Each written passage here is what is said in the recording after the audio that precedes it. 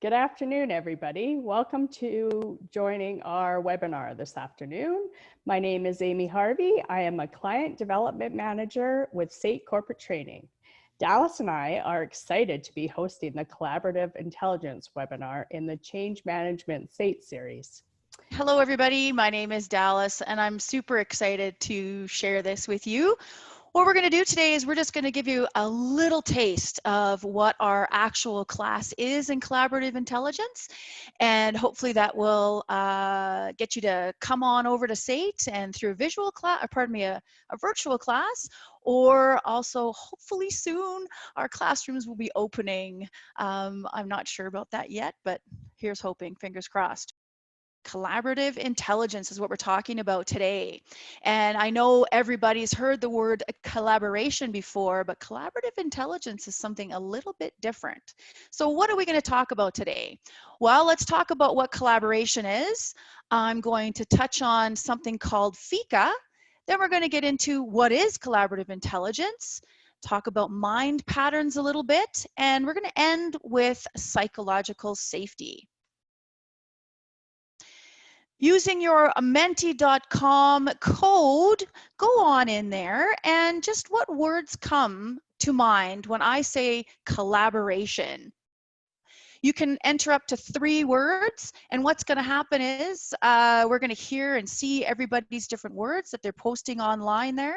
So things like teamwork, people, common goals, happiness. Ooh, I like that one. Brainstorming, results. Ooh, collaboration and results. That's awesome. That's what we want to see. Common goals, joint, synergy, fun, wonderful, community, cooperation, listening, wonderful. Hopefully all you can see this on your screens as well. If you do a Menti in the future going forward with us, or anybody can use this tool, sometimes it's great to put it on your phone and then watch the actual webinar on your computer screen. So we got all kinds of things coming online here. We have conversation, togetherness, coordination, working with others, absolutely. Let's see, what else do I have here? Conflict, yes. Collaboration does not necessarily mean getting along. And through collaboration, if you don't have conflict, that probably means somebody's not saying something they want to say, usually. But hopefully we've got all kinds of courses on emotional intelligence as well that can help with this sort of thing. I'm just looking at my screen to see what else is on here. Productive, better ideas, outstanding, interconnection. Thank you, everybody. That's absolutely correct. Collaboration is all of those things and more.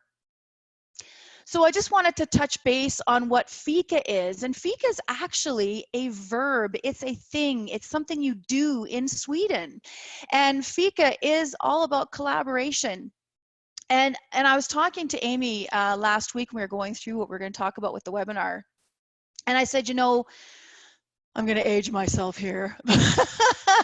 But when I was in high school or even in university, maybe in university, we didn't do coffee. It wasn't a thing that you did.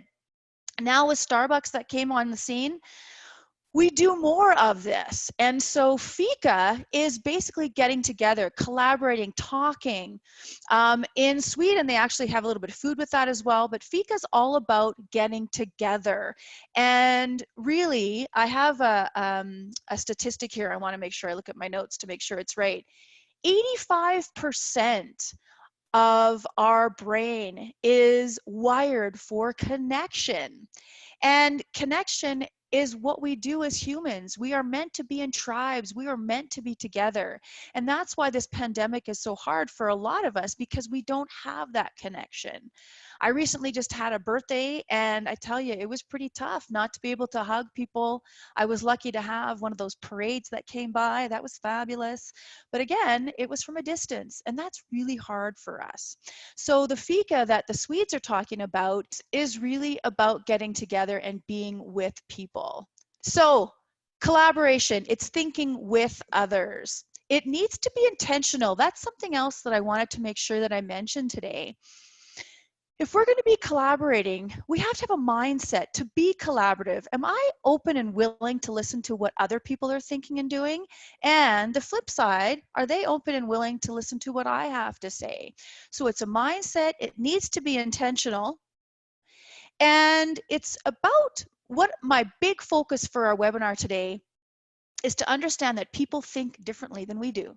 If we all thought the same, it would kind of be boring. It would be interesting, but I don't think we'd be as inventive as we can be if we have others to think with. So let's move on to the next slide. And let's talk about what collaborative intelligence is. Well, collaborative intelligence is a little bit different and the same as collaboration. But we're going to be talking about a book that two authors wrote. And the authors are, I've got it in my hands here, Donna Markova and Angie McCarthy. We will send this out to you as well. And they did such an amazing job with this book that I wanted to make sure that I told you about it. So that's just a little bit of what the cover looks like. And it is amazing what they've done. They have taken and determined and discovered through years and years of research what it means to collaboratively, intelligently work together. And what that means is we are wired differently. We are wired in our brains differently on how we think. What our brains do depends on where our attention lies. So I want to do another Mentimeter little question here. They've done some research and they've asked people, what do you think when we're asking what your biggest challenge is at work? What do you think the answer was that people cited? Was it limited resources? Was it technology? Was it other people? Or was it time management? We're just going to get a feel for what people said their biggest challenge was at work. So I think you can see the results on that side, and 66% of you are saying other people. And you're right. That's exactly why we have this class, and that's why they spend all this time with this research with collaborative intelligence, because people think differently. Now, this is different than personalities. Your personality is a completely different thing than what we're going to be talking about today.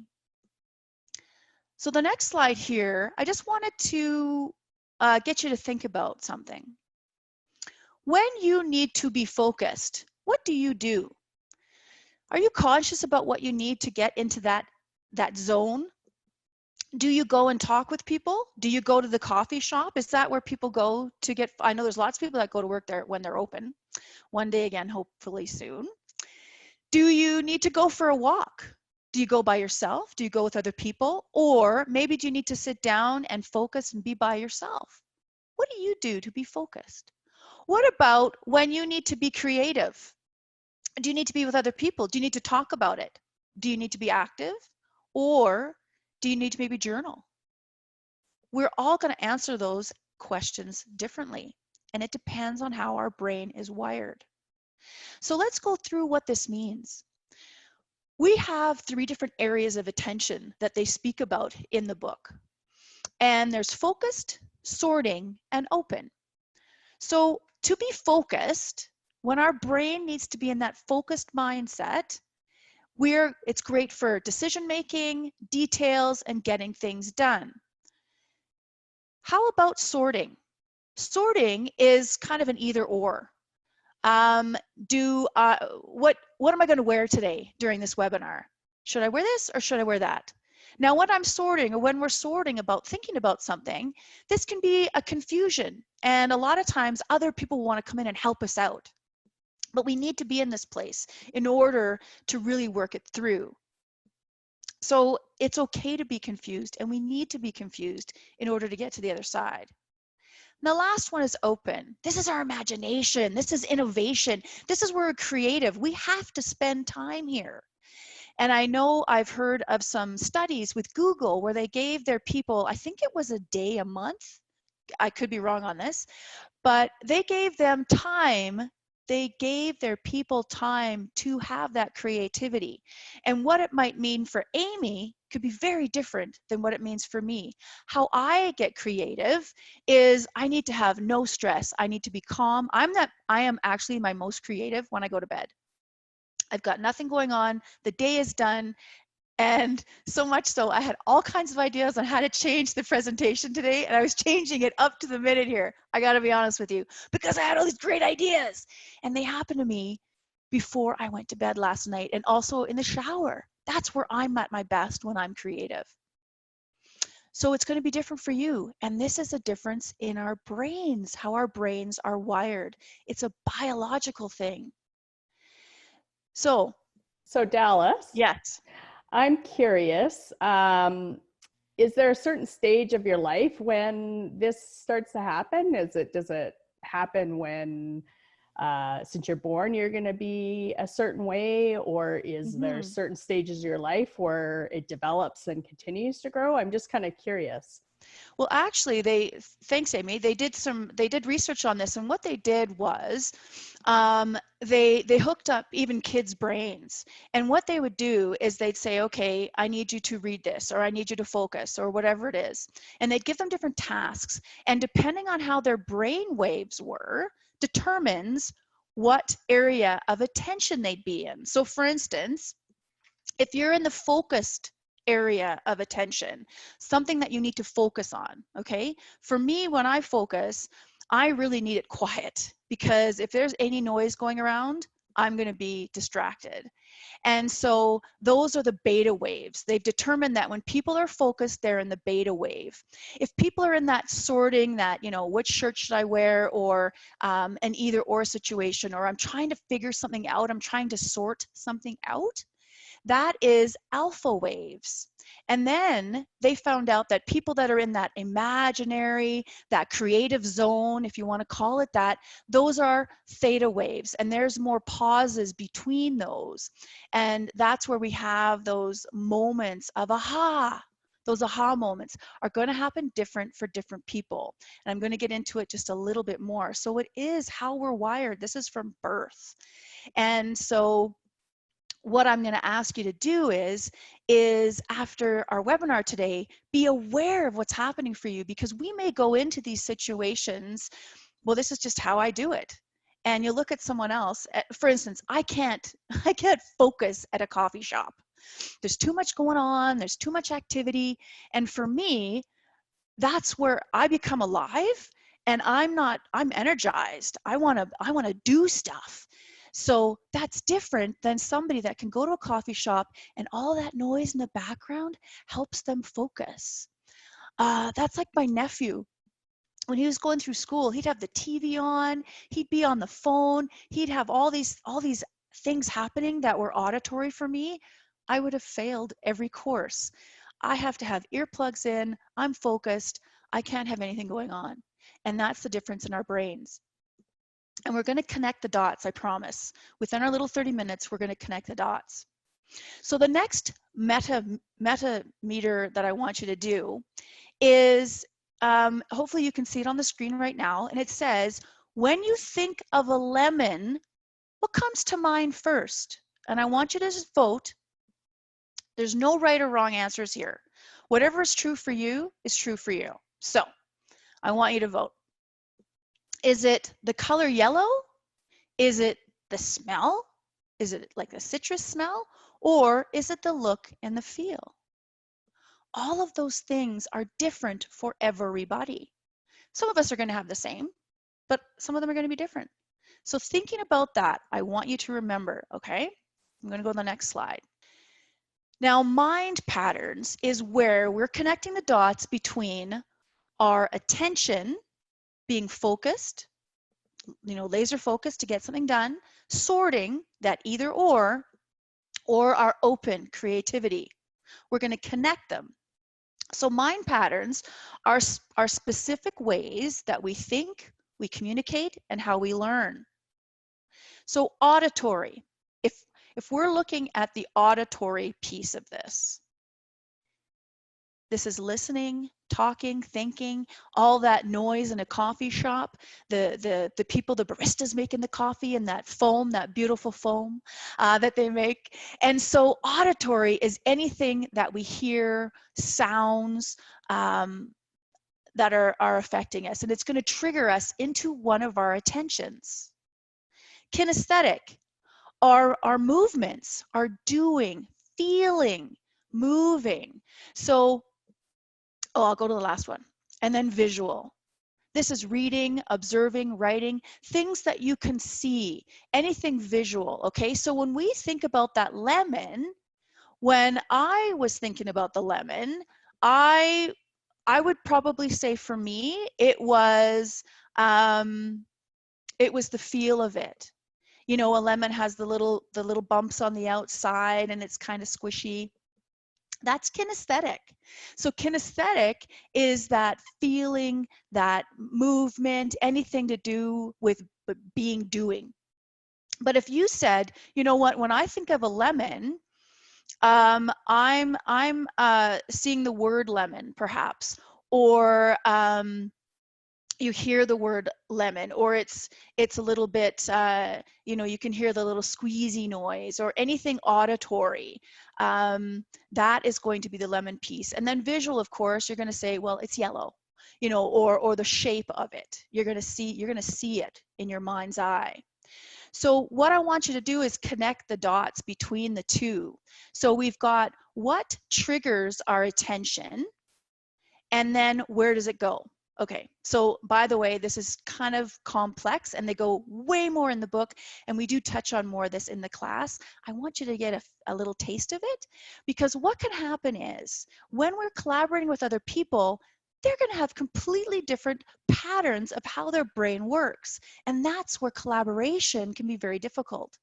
So I need to understand, how do I focus best? I've already told you, I need it quiet. I need it quiet. So when I'm focused, if I'm going to connect the dots, I need the auditory to be very quiet. And I work best when I'm kinesthetic, when I'm doing. I'm going to be taking notes. I'm going to be moving. And then when I want to be creative, I mentioned that it's when it's just, I've got no stress, my mind is blank, and I have those aha moments. And that's when I'm open. But that's going to be very different. For Amy, she might be very, very focused when she's drawing. I got into trouble when I was very new at being an instructor. And I had someone in one of my classes that didn't look at me at all that day, didn't look at me, had her head down the whole time, and was drawing. And being not understanding and being new at my job, I went up to her afterwards, kind of, you know, and sarcastic potentially, and I said, so, like, what did you get out of today? And she said, I know what you're thinking. You're thinking that I wasn't paying attention, but I need to draw in order to pay attention. And gosh darn it, she knew all the questions that I had answered, and I would ask her more and more questions, and she's like, yeah, I told you I was paying attention. I didn't understand that because it's totally different than me. And so every time I met up with her in another class, she'd draw these beautiful art pictures. She never gave me any of them, but it was amazing how her brain worked, very different than mine. We make assumptions and we make judgments of people just like that. So I need to talk things out, even when I'm by myself. And my fiance will say, who are you talking to? I'm like, myself. And so when I'm sorting, I need to be auditory. So auditory for me helps me sort, even if I'm not talking to anybody. And for some people, like my fiance, he thinks I'm a little crazy, a little wackadoodle. But that's okay. That's how I sort. And so when I go into a meeting with somebody, if I want to collaborate intelligently with them, I need to think about, what do they need? Before Corona, I used to bring a bunch of things, fidget tools they call them, and I'd have things that people could play with while they were in my class, because I knew those people were like me. They needed movement. They needed something to do in order to stay focused. Where other people in the class would go, why are these here? I don't need that. This is a waste of time. And so knowing other people need different things. So how does this work for you? So if you're collaborating with someone else, and let's say you're in a meeting and there's lots of diagrams and charts, and someone in the meeting is zoned out, that's probably someone like me. Because if there's too much visual stimulus, I go into that open creative space and you lost me. And so you got to think about different things. That's why in a PowerPoint, we've got video now, so you can change what you're looking at right now. You can see me, you can see things on the slide, and you can also hear. So hopefully we're connecting with everybody today. I'm Yes. curious, do you have the same mind pattern for different intentions, or is each one have to go into the column? Right. I'll go back to that slide so everybody can see it. So there is a quiz that they have in the book, and yes, there's 3 attentions, and then 3 different ways to connect, or what triggers us. Okay. So there's 36 different patterns you can be. All right. Wow. And so in this, it's determined what your pattern is, and that's your pattern. That's your brain pattern. That's how your brain works. And so I don't intend for everybody, and I don't know them off by heart either, but what I can do is I can look at somebody, and if I'm working with Amy and I find that maybe she's a little bit quieter and she has to take a little bit more time to think things through, I'm like, okay, hang on a minute. Auditory for her is not how she focused. Otherwise, she'd be talking a lot. Right. Auditory for you, again, probably isn't sorting because you're not talking again. And so auditory for you is probably something that if you're going to be using auditory to be creative, that's what open is creative. Auditory for you, you're probably going to be talking about theoreticals, and you're going to be thinking about the what ifs and all of these kind of out there things. It's not going to help you focus and get to the point. Auditory for you is in that open space. So auditory can help somebody focus. Auditory is going to help someone else sort. Auditory is going to help someone else be open. And so auditory for you in the situation is going to be in your open bucket. Where is kinesthetic going to fit for you? Do you need to have movement in order to determine what shirt am I going to wear? Do you need to move and you need to try it on? Or maybe kinesthetic for you is how you focus. Maybe you're somebody that has one of those stand-up desks. Oh my gosh, those people that have those treadmill desks, they help people focus, right? And so maybe that's what I need to do. I just thought about that right now, because that's how, maybe that's something that would help, because I do move a lot when I'm focusing, right? So it goes into little buckets. And so each one of us is going to have an auditory, a kinesthetic, and a visual. And is it going to be in focused, sorting, or open? Interesting. So they match together. Perfect. Does that make a little bit more sense? Yeah. I know we're just touching on it so you come to class. That's what these webinars are for. So let's get to this. I'm just curious for you to focus. Go to mentimeter.com and tell me what you've learned so far today. When you focus, you've got a deadline to meet and you need to focus. Do you go to that coffee shop? Do you need that auditory? Do you need to move, or do you need to write and journal and do that kind of stuff? I just wanted to get a feel for where people are at today.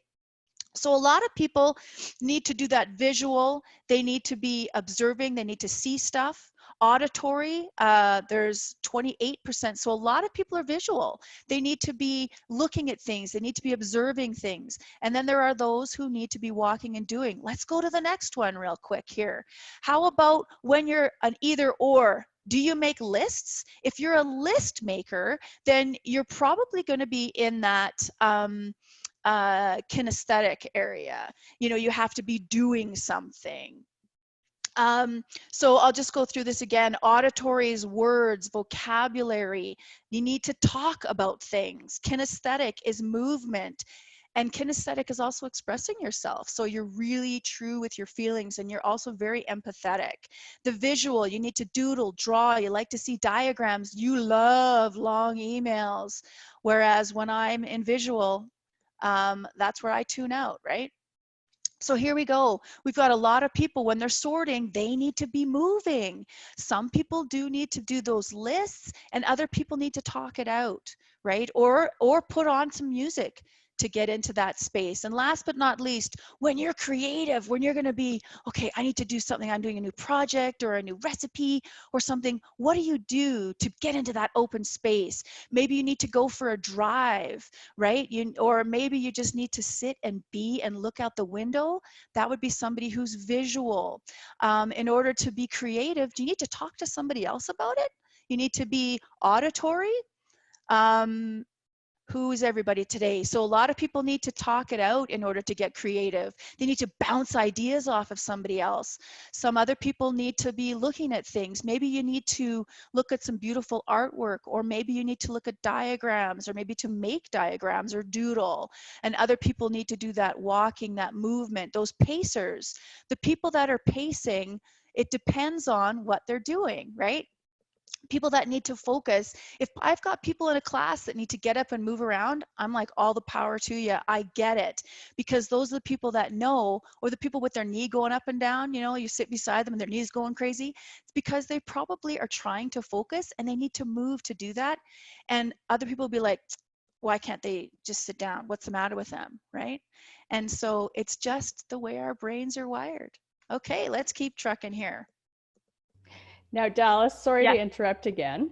No worries. I did have a question that was on the chat that Okay. was kind of what you and I started to talk about. Okay. And that is, can you be the same for more than one domain? So I think people are wondering, can they be, you know, for focus and open, can they be the same mind pattern? In your brain, no. Okay. We'll give you the link for the little quiz you can do online. It is free. Okay. And also the book's amazing. And the book goes into, like, this is amazing work that these ladies have done. And so no, in our brains, so what might happen is we are told as kids to sit, to be quiet, to sit down and do your work, right? We are celebrated to be able to sit still. Doing these virtual sessions, some people are losing their minds because it's so hard to sit still. And so that's something that in our culture in North America anyway, we're told to sit and be.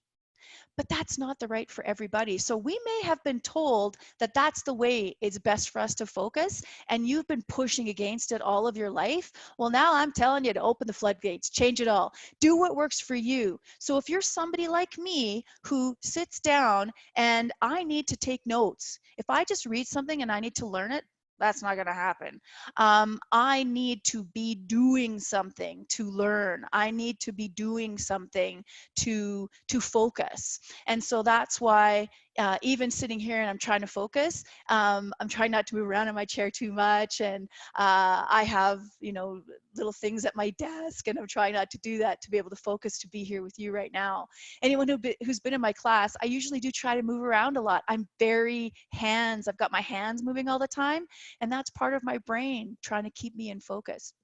So no, our brains are hardwired from birth, but depending on what you've been told, you may think that that works for you, but if you're able to tap into what really works for you, it can really be amazing how it can help you. Yeah. All right. Okay, I want to be conscious of time. So that's the collaborative intelligence that that book was talking about, and I wanted to let you know about it because before I read this book and before I taught this class with SAIT, I didn't realize how important it is to really understand how our brains work and how different other people's brains work in order to be able to collaborate better. So if Amy and I are working together and I know she loves a coffee shop with all that noise to concentrate and I need movement to do it, maybe we need to figure out a way to meet in the middle to be able to collaborate better. And it's not to say that hers is wrong and mine is right. They're both right. We just need to understand each other better. That's what collaborative intelligence is about. It's about the we, not the me. So with collaboration as well, These are things on your team, whether it's a team at your house right now to get the chores done and not kill each other, or whether it's a team that you're working with. What are the results that you're focusing on? We all need to know what the end goal is. The end goal today is to get you a taste of what our course is about. Hopefully you'll come and join us. And the next piece is the yes and. I'm taking butt out of my vocabulary. And so when I'm collaborating with Amy and she's got some ideas on what's going to happen with the webinar today or what I want to do in class, absolutely, let's try that. And what about this? Let's work on each other's examples and not, push them aside. Let's see what's going to work and what else we can do with that. And got your back is so important. We're a team. I've had the pleasure of working with Amy for a while now, and I know that if I had a screw up or something happened, that she'd be able to help me out. She's not going to call me out and say, oh, that's Dallas's fault. There's no faults when we're collaborating. There's only, how can we do this better? How can I help you? I'm here for you. I got you. That's what we're going to talk about. Psychological safety here as well. These are, okay, I know the graphics on these aren't great.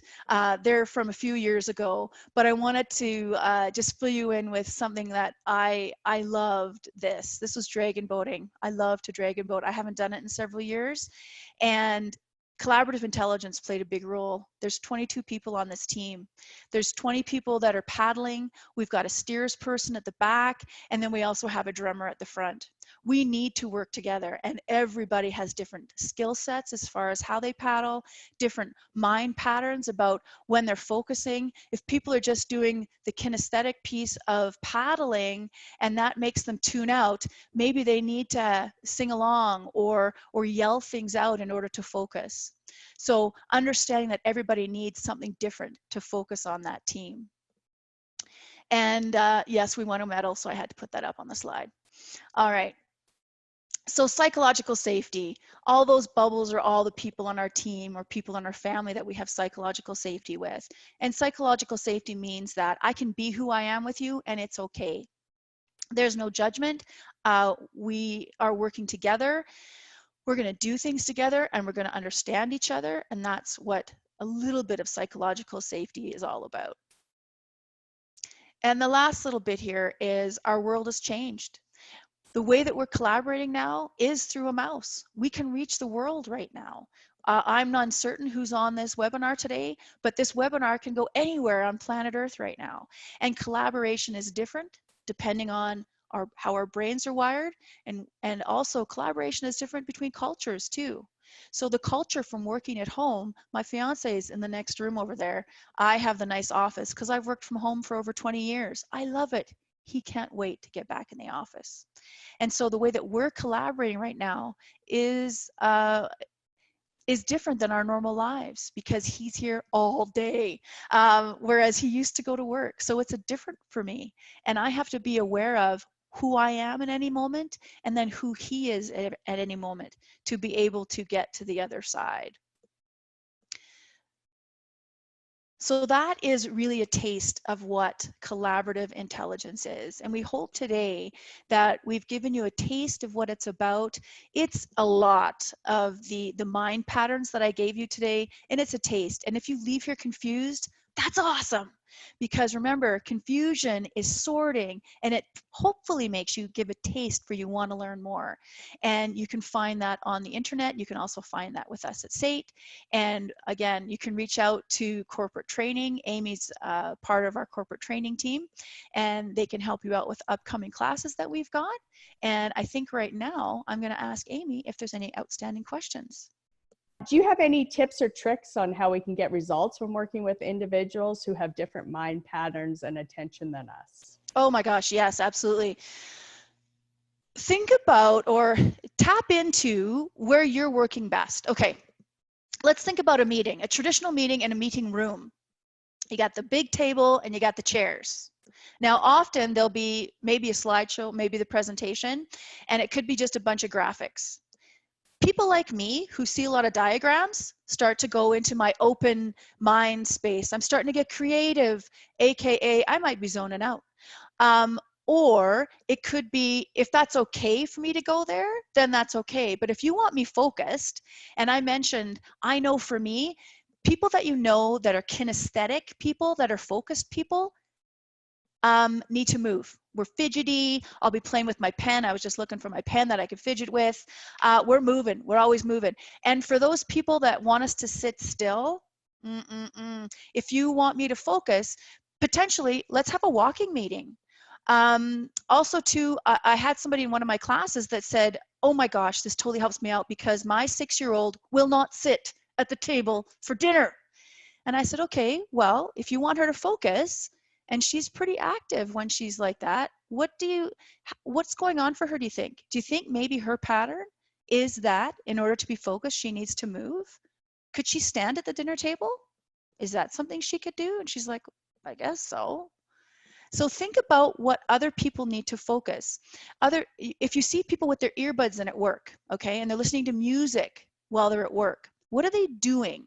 If they're doing spreadsheets or if they're doing something that they need to focus on and they have the music, then that means that auditory is something they need to focus.